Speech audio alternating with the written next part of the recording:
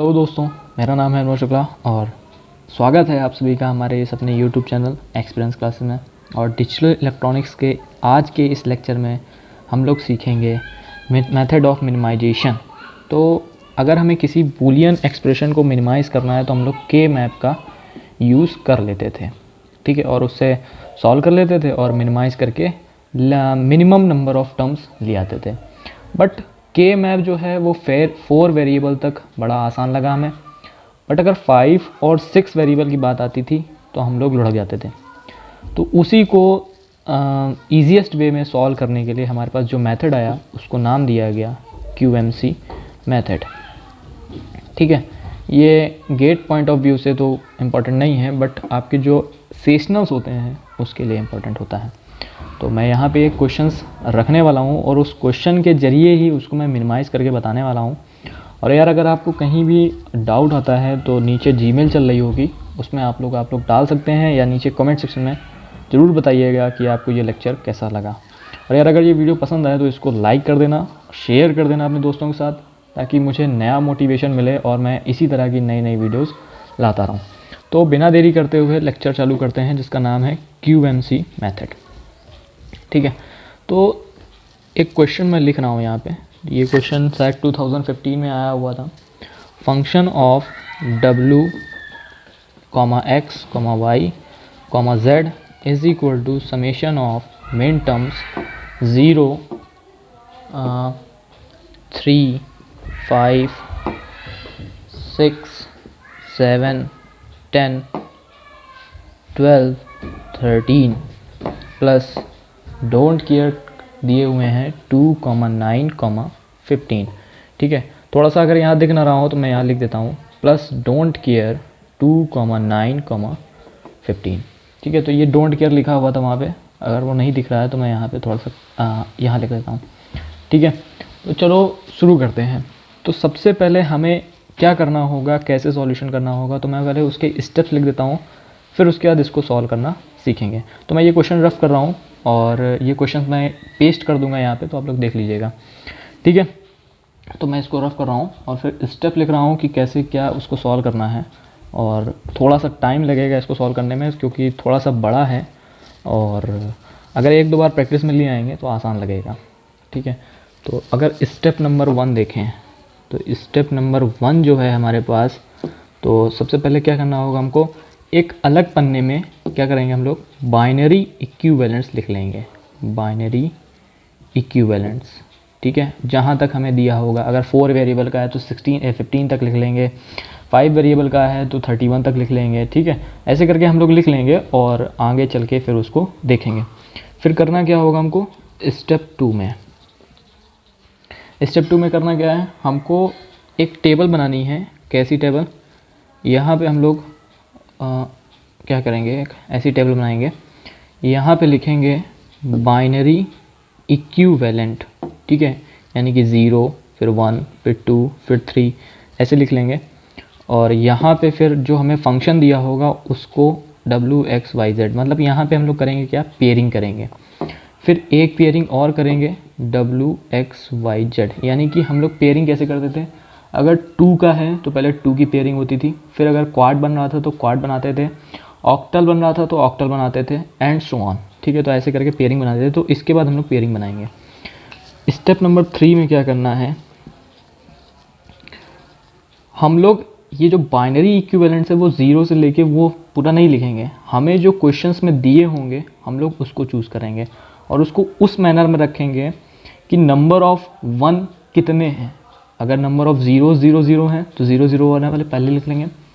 फिर वो नंबर देखेंगे जिसमें केवल 1 1 ही आएगा, मतलब एक एक बार आएगा। जैसे 2 अगर लिखना हो हमें तो 0 0 1 0 आता है, यानी कि हमारे कहने का मतलब है कि ये जो 1 है वो एक बार आए, तो हम लोग ये लिखेंगे। और जैसे मान लो 5, 6, 7, 8 में भी 1 1 बार ही आता है, 1 0 0 0 ऐसे ही आता है ना, 1 2 4 8, और भी नंबर हैं जिनमें केवल 1 1 बार ही आता है, ठीक है। तो हम लोग वो टर्म्स पहले लिखेंगे, एंड देन फिर जिसमें 2 1 2 बार आए और फिर 3 बार आए, ऐसे करके हम लोग लिखेंगे, ठीक है। तो स्टेप नंबर 3 जो होगा हमारा, स्टेप नंबर 3 जो होगा वो हम लोग क्या करेंगे, पेयरिंग करेंगे। पेयरिंग, और पेयरिंग मैंने आपको बताई, पहले 2-2 वाली करेंगे, फिर 3-3 वाली करेंगे, एंड देन फिर 2-2 वाली, फिर क्वाड, फिर ऑक्ट, ठीक है। और ऑक्ट बड़ी बहुत ही रेयर केस में बनता है, तो उससे हमें मतलब नहीं है, तो हमारा जहाँ बनेगा तो हम लोग देख लेंगे, और अभी मैं जब क्वेश्चन डिस्कस करूँगा तो वहाँ पे सब चीज़ें आसानी से पता चलेंगी। तो यार जल्दी से इसका स्क्रीनशॉट ले लो, या अगर नोट्स बना रहे हो तो बहुत ही अच्छी बात है, नहीं तो स्क्रीनशॉट ले लो और मैं इसको रफ करता हूँ और फिर चालू करता हूँ, ठीक है। तो वेट, तो मैंने क्वेश्चंस आप लोगों को दे दिया था, एक बार मैं क्वेश्चन और यहाँ पे लिख लेता हूँ ताकि मुझे भी आसानी रहे। तो क्वेश्चन जो है वो ये था, f is equal to summation of minterms 0, 3, 5, 6, 7, 10, 12, 13 plus don't care conditions दी हुई थी 2, 9, 15। तो हमने करना क्या है, सबसे पहले मैंने आपको बताई थी टेबल बना लेनी है, तो मैं टेबल यहाँ बना रहा हूँ, ठीक है। टेबल बना लीजिएगा आप लोग भी, ऐसे करके टेबल बना ली। और फिर यहाँ पे हमने क्या किया, ये बाइनरी इक्विवेलेंट यहाँ पे लिख लिया हमने, बाइनरी इक्विवेलेंट लिख लिया यहाँ पे, ठीक है।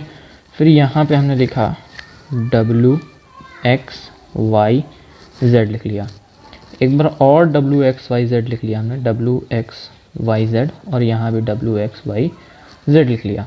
जनरली हमारा इतने में काम हो जाता है, ठीक है, और जनरली हमारा इतने काम हो जाता है, नहीं होता है तो हम एक टेबल और बढ़ा लेते हैं जब हमें ऑक्ट की ज़रूरत पड़ती है। वैसे ऑक्ट जल्दी पल्दी बनता नहीं है, बट रेयर केसेस बन जाता है तो हमें एक बना लेना पड़ता है, ठीक है, कोई दिक्कत नहीं।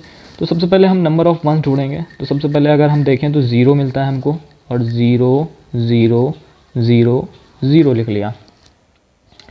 फिर हमने यहाँ पे एक लाइन खींच ली, और ये लाइन खींच ली तो बहुत अच्छी बात है, बट कोई बात नहीं, चलो देखते हैं आगे क्या होता है।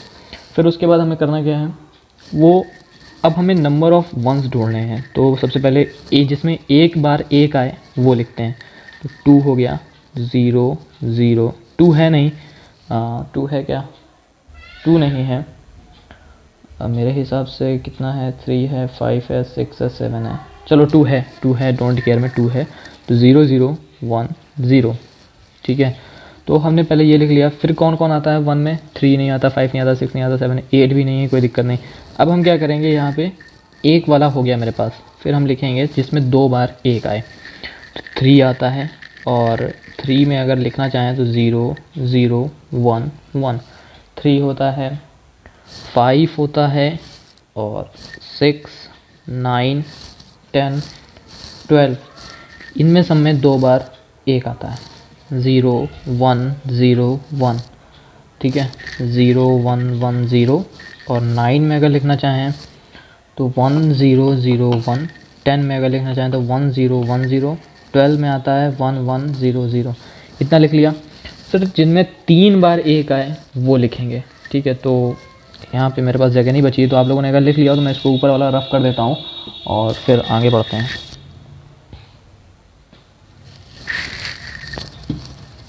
तो इसको मैं रफ़ कर रहा हूँ, ठीक है, और ये रफ़ करने के बाद ये ऊपर वाला भी रफ़ कर दूँ क्या, चलो रफ़ कर देता हूँ, ठीक है। तो ये लिख लिया होगा आप लोगों ने, ऊपर वाला रफ़ कर ले। ऊपर वाला अगर हमने रफ़ किया जब, तो यहाँ पे आया 12 हो गया। फिर जिसमें 3 बार एक आए वो लिखेंगे, तो 7 आता है और 13 आता है, ठीक है। तो 7 के लिए अगर लिखना चाहें तो 7 के लिए आता है 0, 1, 1, 1, 1, और 13 के लिए आता है 1, 1, 0, 1, 1, 1, 0, 1, ये लिख लिया। फिर जिनमें 4 बार एक आए वो लिख लेते हैं, तो 15 आता है, 1, 1, 1, 1। देखो जिसमें एक बार एक आया, 2 बार एक आया, 2 बार एक आया, इनमें 2 बार एक आया, 3 बार एक आया वो इधर लिख लिए, 4 बार एक आया वो इधर लिख लिए। उसके बाद करना क्या है, उसके बाद हमें पेयरिंग करनी है। पेयरिंग कैसे करनी है, पहले हम इन 2 को यूज़ करेंगे, 0 और 2 के साथ करेंगे, फिर 2 को इसके साथ, और इसको इसके साथ, फिर इसको इसके साथ। नहीं समझे, पहले हम लोग क्या करेंगे, 0 वाले को 2 के साथ देखेंगे, ठीक है, इस वाले को, ठीक। फिर उसके बाद जब ये हो जाएगा तो फिर ये 2 वाले को 3 के साथ देखेंगे। ठीक, इसके साथ सबकी पेयरिंग हो जाएगी, यानी कि 2 की इन सब के साथ पेयरिंग हो जाएगी। ठीक, इसके बाद इसको इसके साथ देखेंगे, 3 वाले को 7,13 वाले के साथ देखेंगे, यानी कि इन सब की 3 की 7 के साथ, 3 के साथ 13 के साथ, 5 की 7 के साथ, 5 की 13 के साथ, इनके सब के साथ पेयरिंग देखेंगे। उसके बाद इसकी इसके साथ देखेंगे, यानी कि 7,13 की हम लोग 15 के साथ देखेंगे। ये सब हमें पेयरिंग देखनी है। और पेयरिंग करते समय हमें ये ध्यान देना है कि क्या चेंज हो रहा है और क्या चेंज नहीं हो रहा है। जहाँ पे चेंज नहीं होगा वहाँ पे हम लोग वैसे ही उतार देंगे, और जहाँ चेंज होगा वहाँ डैश लगा देंगे। ठीक है, तो चलो स्टार्ट करते हैं। तो सबसे पहले इसको नोट कर लीजिए आप लोग इतना, उसके बाद मैं इसको रफ करता हूँ क्योंकि जगह मेरे पास बची नहीं है। तो सबसे पहले मैं करने क्या जा रहा हूँ, इस 0 और 2 की पेयरिंग करूँगा। ठीक है, ध्यान रखना कि ये जो है इसके बाद लिखा हुआ है, यानी कि इसी के नीचे सीक्वेंस में लिखा हुआ है। ठीक है, तो मैं ये पूरा रफ करके एक बार फिर से जल्दी से टेबल बना देता हूँ और वो आप लोग देख लीजिएगा। ठीक है, पूरी अच्छी से टेबल बना देता हूँ ताकि आप लोगों को कोई दिक्कत नहीं हो।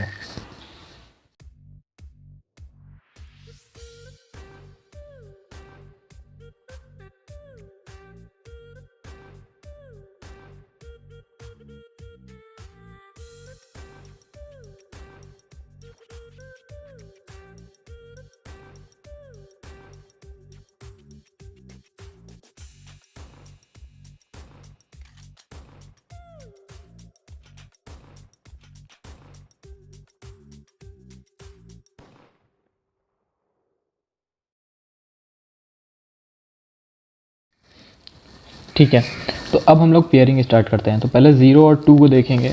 तो अगर हम देखें तो 0,2 यहाँ पे लिख लेंगे, और फिर उसके बाद देखेंगे कि 0 0 नहीं चेंज हो रहा है, 0 0 नहीं चेंज हो रहा है, 0 1 देखो यहाँ चेंज हो गया, यानी कि y चेंज हो रहा है और z चेंज नहीं हो रहा है, w x और z चेंज नहीं हो रहे हैं। तो हम लोग यहाँ लिखेंगे 0 0 डैश 0।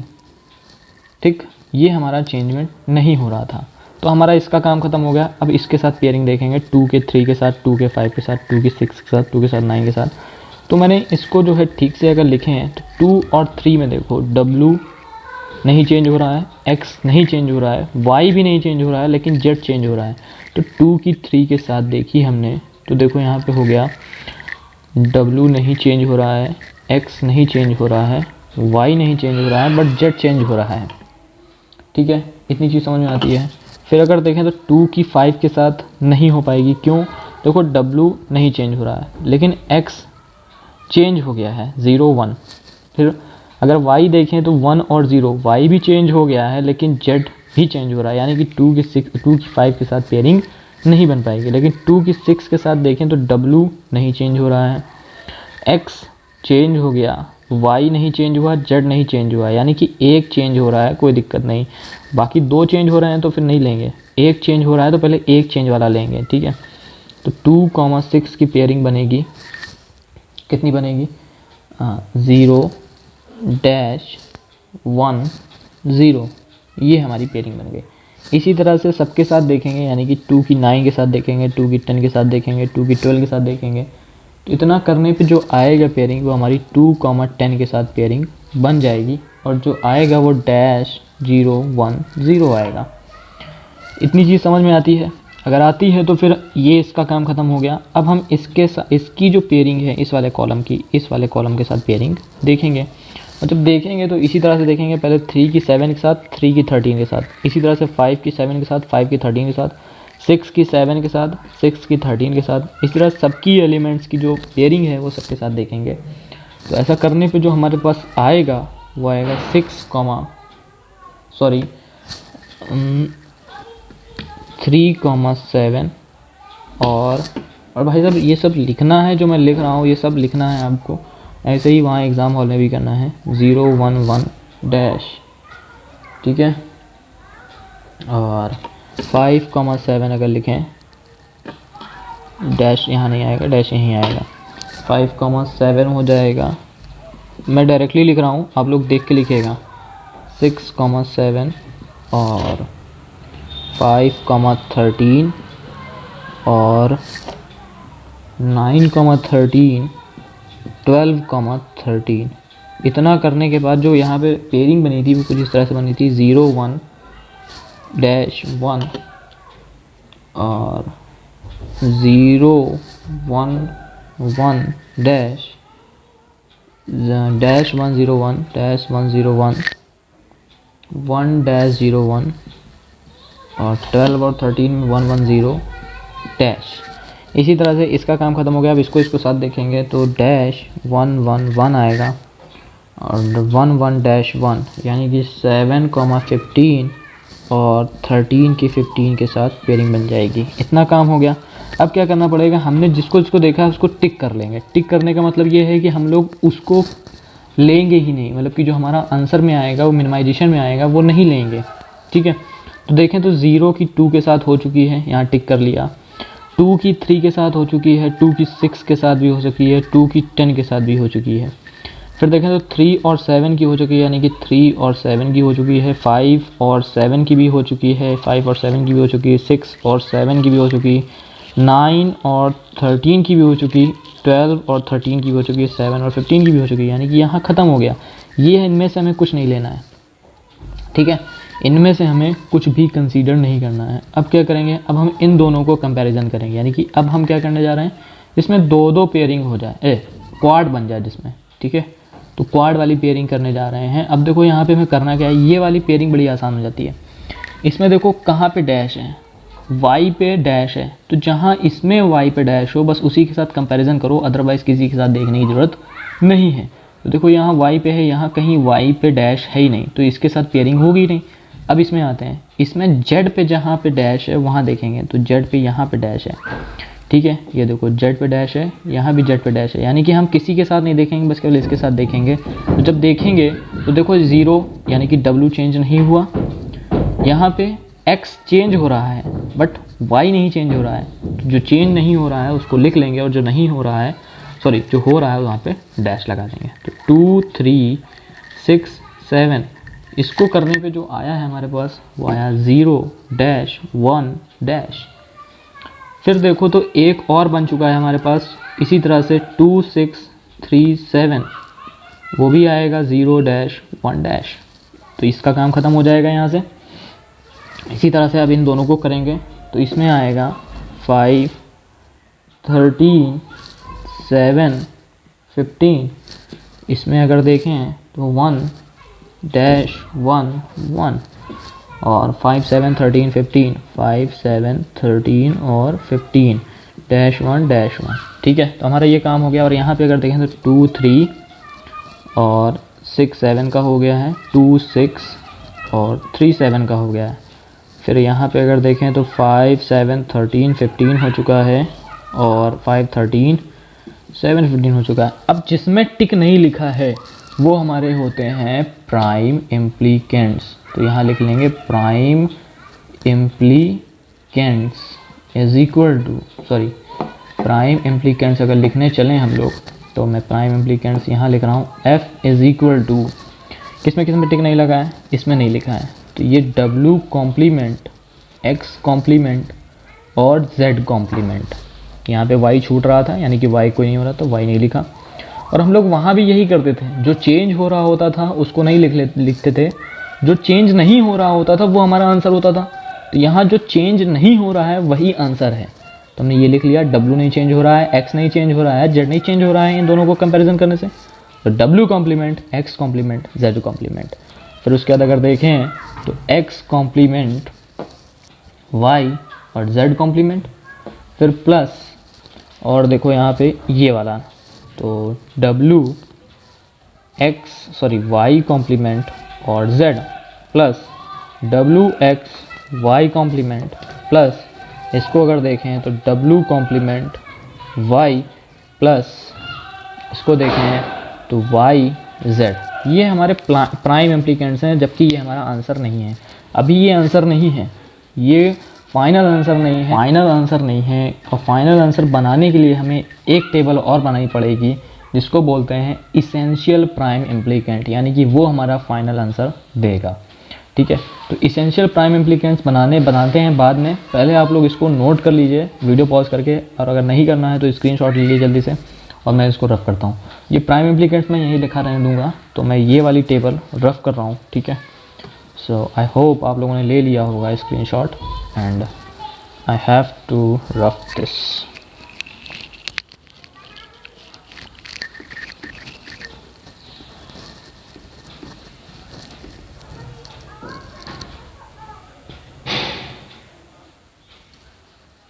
अब देखो, तो जो इसेंशियल प्राइम इम्प्लीकेंट्स की जो टेबल बनेगी वो मैं यहाँ लिख रहा हूँ, ठीक है। तो यहाँ देखो इसेंशियल प्राइम इम्प्लीकेंट्स, इसके लिए करना क्या होगा, हमारे पास उसमें डोंट केयर भी था। तो जब इसेंशियल प्राइम इम्प्लीकेंट्स बनाते हैं तो उसमें डोंट केयर को कंसीडर नहीं करते हैं। वहाँ भी तो डोंट केयर को ज़रूरत पड़ने पर ही कंसीडर करते थे। और ये अगर तुमने देखा हो यहाँ पे जब हम पेयरिंग कर रहे थे तो वहाँ पे 2 भी आ गया था, 9 भी आ गया था, 15 भी आ गया था, तो हमने उसको ऑलरेडी यूज़ कर रखा है। तो यहाँ पे अब हमें यूज़ करने की ज़रूरत नहीं है।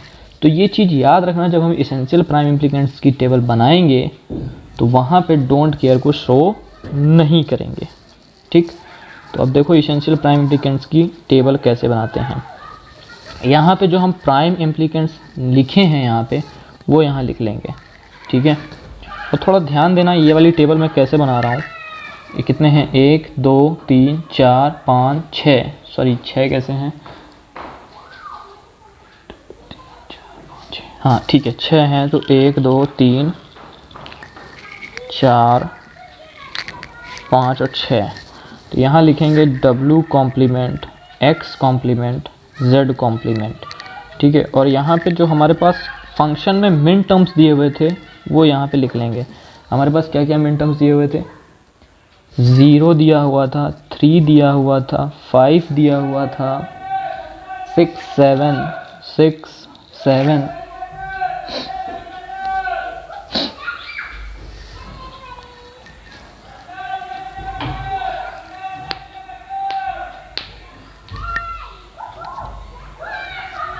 सिक्स 7 10 एंड 12 और 13, ये हमारे पास मिन टर्म्स दिए हुए थे। तो हम इतना बनाने के बाद करेंगे क्या,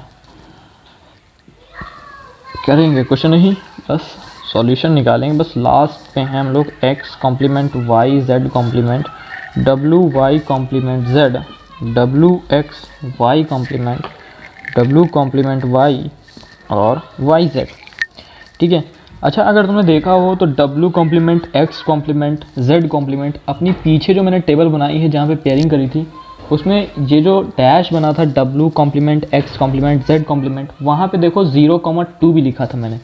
तो 0,2 जहाँ पे लिखा है तो 0 है, यहाँ पे 2 नहीं है। 2 मतलब डोंट केयर था, डोंट केयर में यहाँ लिखा नहीं, तो जो लिखा है वहाँ पे क्रॉस लगा देंगे। 0 का मतलब ने क्या कर दिया, यहाँ पे क्रॉस लगा दिया। X कॉम्प्लीमेंट Y और Z कॉम्प्लीमेंट जहाँ लिखा है वहाँ पे देखिए 2,10 लिखा होगा, तो यहाँ पे 2 तो है नहीं बट 10 है, तो 10 पे क्रॉस कर दिया हमने। इसी तरह से W Y कॉम्प्लीमेंट और Z जहाँ लिखा है वहाँ पे देखो 9,13 लिखा होगा, ठीक है, सॉरी हाँ 9,13 लिखा होगा। तो 9 तो है नहीं, यहाँ पे 13 है, तो 13 पे हमने क्रॉस लगा दिया। फिर इसी तरह से अगर देखें इसमें W X Y कॉम्प्लीमेंट, तो वहाँ पे 12,13 लिखा होगा, तो 12,13 पे हमने क्रॉस लगा दिया।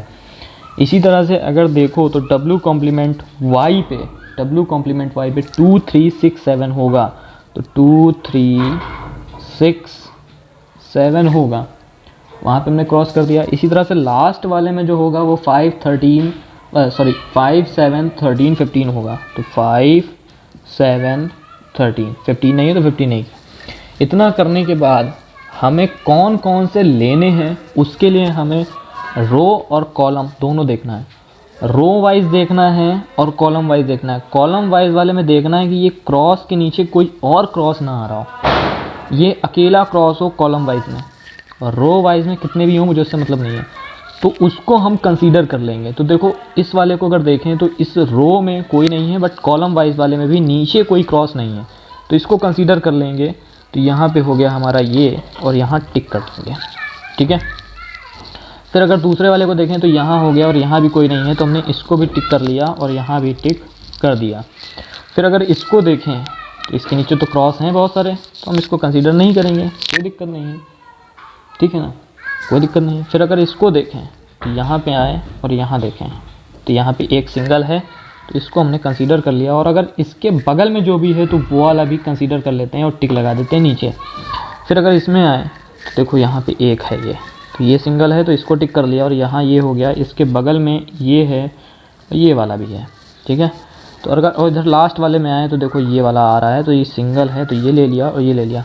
अगर ठीक से देखो तो हमारे सारे मिन टर्म्स कवर अप हो गए हैं। और यहाँ पे जो हमारा प्राइम एसेंशियल प्राइम इम्प्लीकेंट्स हैं वो आंसर होगा हमारा F इज़ इक्वल टू, जो लास्ट और फाइनल आंसर है वो ये है, W complement X complement Z complement plus X complement Y Z complement plus WX Y complement plus W complement Y plus YZ। ये है हमारा फाइनल आंसर, ठीक है। तो यार ये वाली टेबल अगर अभी नहीं समझ में आई तो मैं इसको एक बार दोबारा से रिपीट कर देता हूँ कि हमें जो ये क्रॉस हैं जो हमें लेने हैं, जो हमें ये प्राइम इम्प्लीकेंट्स हैं जो लेने हैं हमारे आंसर में, वो हम कैसे लेंगे, ठीक है। तो देखो यहाँ पे जो क्रॉस हमने बनाए हैं, ये क्रॉस हमें रो वाइज और कॉलम वाइज देखना है। रो वाइज कितने भी क्रॉस आ जाए मुझे उससे मतलब नहीं है, बट कॉलम वाइज जो है वो केवल एक ही क्रॉस आना चाहिए।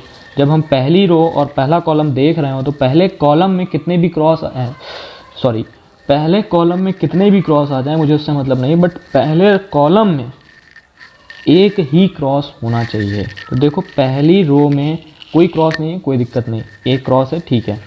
बट पहले कॉलम में आए तो नीचे भी कोई क्रॉस नहीं है, ठीक है, केवल एक ही क्रॉस है। तो हम लोग इस वाले को कंसीडर कर लेंगे और इस ज़ीरो को भी कंसीडर कर लेंगे, यानी कि ज़ीरो हमारा ख़त्म हो गया। वहाँ के मैप में भी तो यही करते थे, सारे नंबर्स प्राइम इम्प्लीकेंट्स ले लेते थे और उसके हिसाब से काम करते थे। फिर उसी हिसाब से इसमें आए तो देखो यहाँ भी एक कॉलम यहाँ पे है ऐसा जिसके नीचे कोई नहीं है, तो हमने इसको 10 कंसीडर हो गया और ये वाला प्राइम इम्प्लीकेंट्स ले लिया। इसी तरह से इसमें आए तो इसके नीचे देखो एक ये है, एक ये है, तो हमने इसको कंसीडर नहीं किया। क्यों? क्योंकि इसके नीचे हमारे पास ये क्रॉस है, ये क्रॉस है, तो हमें कोई मतलब नहीं हुआ, कोई फ़ायदा नहीं हुआ। यानी कि वहाँ पे जो है वो ऑलरेडी वन यूज़ हो चुका होगा। के मैप में अगर के मैप बनाएंगे तो जो वन यूज़ हो चुका होता है उसको नहीं लेते थे। इसी तरह से यहाँ पे भी ये वाला वन ऑलरेडी यूज़ में होगा, इसलिए हमने इसको छोड़ दिया। इसी तरह से इसमें आए तो इधर आए तो ये देखो ये वन है और इसके बगल में देखो वन है, तो ये वाला नंबर भी ले लें क्योंकि इसके साथ ये पेयरिंग कर लिया होगा के मैप के हिसाब से। इधर आए तो ये हो गया, ये हो गया, और फिर लास्ट में ये देखा तो इधर ये भी हो गया। तो सारे हमारे मिन टर्म्स कंज्यूम्ड हो चुके हैं और ये हमारे आंसर फाइनल आंसर हैं जो प्राइम इम्प्लीकेंट्स हैं। प्राइम इम्प्लीकेंट्स में से इसेंशियल प्राइम इम्प्लीकेंट्स ये हैं और ये हमारा फाइनल आंसर है।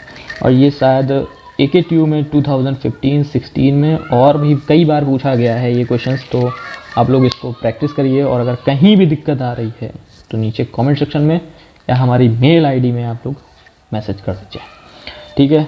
तो यार अब मैं आप लोगों से लेना चाहूँगा विदा, तब तक के लिए धन्यवाद।